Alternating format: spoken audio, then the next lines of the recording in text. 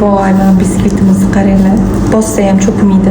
Bugun sizlarga ximikatsiz tayyorlanadigan oson biskvit tayyorlashni ko'rsatib beraman. Buning uchun bizga un, tuxum, shakar, ozgina kakao kerak bo'ladi. Birinchi bo'lib tuxumni quruq idishimizga chaqib olamiz.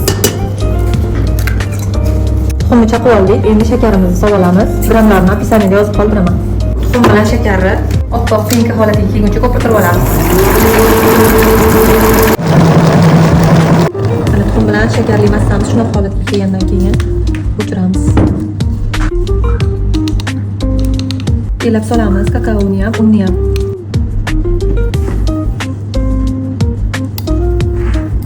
Endi mana venchik yordamida pastdan tepaga qilib aralashtirib olamiz. Xuddi shu holatda aralashtirsanglar biskvitlar o'xshab chiqadi. Endi 18 diametrli qolipimizga biskvitimizni solib olamiz.